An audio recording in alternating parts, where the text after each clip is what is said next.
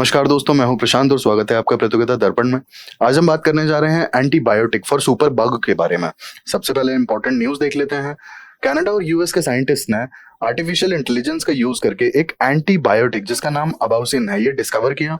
और इसका काम, इसकी जो इंपॉर्टेंस है वो है असिनेटोबैक्टर बाउमानी सुपर बग से फाइट करने के लिए। अब हम देखते हैं कि ये जो सुपर बग है असिनेटोबैक्टर बाउमानी, इस सुपर बग ने कितने सारे न्यूसेंस क्रिएट किए हुए हैं और क्या प्रॉब्लम्स हैं, इसको डिटेल में समझते हैं। आइए, सबसे पहले हम डिस्कवरी की बात कर लेते हैं। ये डिस्कवरी से एक बहुत अच्छी चीज होने जा रही है कि ड्रग रेजिस्टेंट बैक्टीरिया से फाइट करने के लिए एक होप दिख रहा है। अभी तक क्या हो रहा था कि ड्रग रेजिस्टेंट बैक्टीरिया जहां आता था तो या तो हमें डोसेज बढ़ानी पड़ती थी ड्रग्स की, या फिर हमें कुछ नए ड्रग्स के लिए जाना पड़ता था, ढूंढने पड़ते थे। तो ये वाले जो इश्यूज हैं ये धीरे धीरे कम हो जाएंगे, क्योंकि ये जो ड्रग रेजिस्टेंट बैक्टीरिया है ना, ड्रग रेजिस्टेंट बैक्टीरिया बहुत बड़ा न्यूसेंस क्रिएट कर रहा था। स्पेसिफिकली अगर आप देखेंगे तो टीबी के केस में ड्रग रेजिस्टेंट टीबी ये बहुत बड़ा इशू बनता जा रहा था। तो ड्रग रेजिस्टेंट बैक्टीरिया के लिए एक इमेंस ब्रेक थ्रू है ये, हमें काफी इंपॉर्टेंट डिस्कवरी हो सकती है हमारे लिए ये ड्रग रेजिस्टेंट बैक्टीरिया से फाइट करने के लिए। अब ये जो डिस्कवरी है ये नेचर केमिकल बायोलॉजी में पब्लिश की गई थी और यहाँ पे एआई की काफी इंपॉर्टेंस बताई गई। इसमें ये हाईलाइट किया गया कि आर्टिफिशियल इंटेलिजेंस का यूज करके हम नए ड्रग्स को तलाश कर सकते हैं, नए ड्रग्स पे काम कर सकते हैं उनकी डिस्कवरी के लिए। अब एंटीबायोटिक जो है अबाउसिन, ये असिनेटोबैक्टर बाउमानी के लिए बेसिकली बनाया गया है और ये इसे अच्छे से फाइट कर पा रहा है, कॉम्बैट कर पा रहा है। इस पैथोजन की खास बात है इस बैक्टीरिया की, अफगानिस्तान और इराक में जो सोल्जर्स थे जिनको इन्फेक्शंस हुए थे, बहुत डेडली इन्फेक्शंस हुए थे और वो कई सारे ड्रग्स देने के बाद भी ठीक नहीं हो रहे थे, उन इन्फेक्शंस में इसी बैक्टीरिया का रोल था।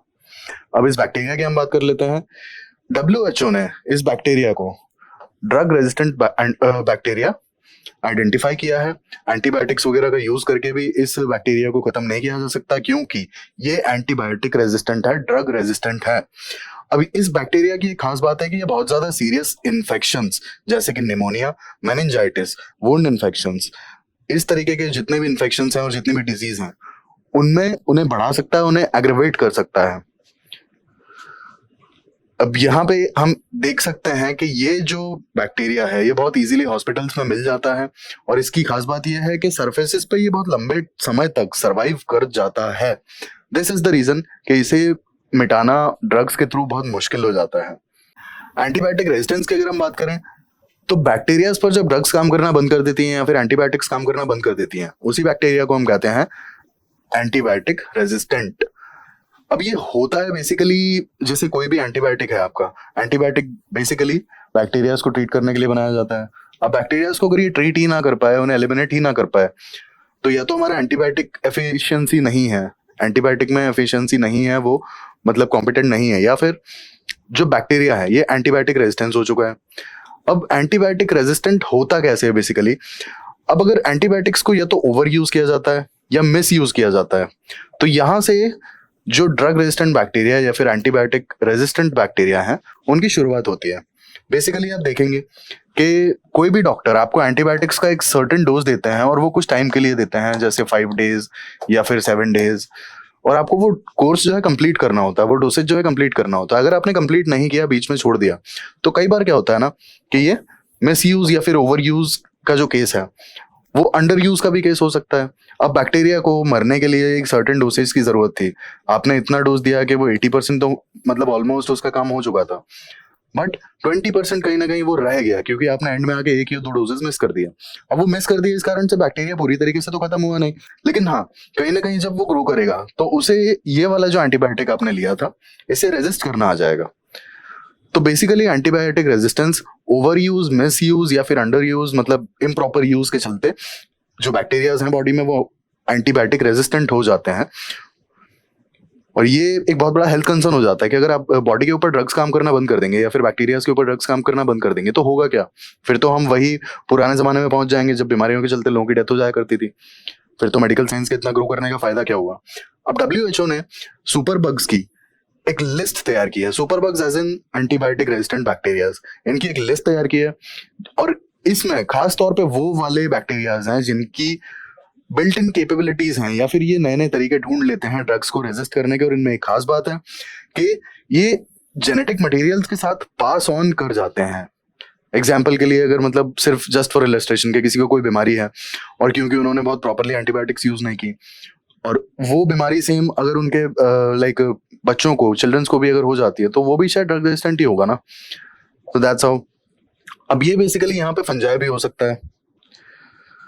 अब हम अबाउसिन की बात कर लेते हैं। अबाउसिन एक बहुत नैरो स्पेक्ट्रम एंटीबायोटिक है। Narrow spectrum antibiotic as in कि इसका बहुत स्पेसिफिक डिजीज या बैक्टीरिया के लिए ही यूज किया जा सकता है, बहुत ब्रॉड सेंस में इसको यूज नहीं कर सकते हैं। It is effective against acinetobacter baumannii. अब डिस्कवरी के बारे में अगर हम बात करें तो अबाउसिन का जो डिस्कवरी हुआ ये आर्टिफिशियल इंटेलिजेंस का यूज करके हुआ है, जिसमें मशीन लर्निंग का भी इन्वॉल्वमेंट था।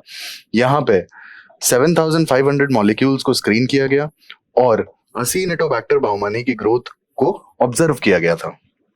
That's how abaucin was found.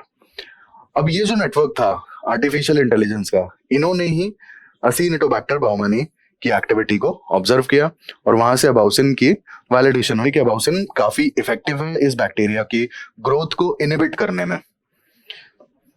अब यहाँ पे जो एक्शन है, अबाउसिन किस तरीके से इस बैक्टीरिया को रोक पाता है। तो अबाउसिन क्या करता है कि जो एसिनिटोबैक्टर बैक्टीरिया में CCR2 नाम का प्रोटीन होता है, इस प्रोटीन के नॉर्मल फंक्शन को डिसरप्ट कर देता है और इस प्रोटीन के फंक्शन के डिसरप्ट होने की वजह से जो बैक्टीरिया के मॉलिक्यूल्स की जो मूवमेंट है ना, वो मूवमेंट रुक जाती है और वो मॉलिक्यूल्स सरफेस तक नहीं आ पाते हैं और सरफेस तक नहीं आ पाते हैं तो इस बैक्टीरिया की ग्रोथ रुक जाती है। तो ये हमने बात की एंटीबायोटिक की, अबाउसिन के बारे में। अब यहाँ पे हमने देखा कि किस तरीके से आर्टिफिशियल इंटेलिजेंस का यूज करके हमने एक एंटीबायोटिक को फाउंड किया। अब यहाँ पे एक बहुत जो ब्रेक थ्रू है वो ये है कि आर्टिफिशियल इंटेलिजेंस का यूज करके एंटीबायोटिक्स को फाउंड किया जा सकता है, नए ड्रग्स की तलाश की जा सकती है। AI काफी हेल्पफुल हो सकता है हमारे नए ड्रग्स की डिस्कवरी के लिए, एज वेल एज जो सुपर बग्स हैं जो बहुत बड़ा न्यूसेंस है हमारे लिए। सुपर बग्स एज इन मैंने एग्जांपल दिया था आपको, ये बैक्टीरिया हो गया, इसके बाद आपका ड्रग रेजिस्टेंट TB, वो भी तो कहीं ना कहीं एंटीबायोटिक रेजिस्टेंट है या ड्रग रेजिस्टेंट है, बहुत बड़ा इशू है। तो इस तरीके के जो न्यूसेंस हैं जो हमें आज फेस करने पड़ रहे हैं, उसके लिए अगर हमें कोप अप करना है, सर्वाइव करना है, तो यहाँ पे एक हमें ब्रेक थ्रू मिला है कि हम AI की भी हेल्प ले सकते हैं इस तरीके के न्यूसेंस से डील करने के लिए। तो ये हमने जाना आज का AI as well as antibiotic का जो usage, over use as well as drug resistant bacteria के लिए किस तरीके से हम AI को यूज कर सकते हैं। ऐसे इन्फॉर्मेटिव वीडियोस के लिए हमारे साथ जुड़े रहिए। Thank you, thanks for watching.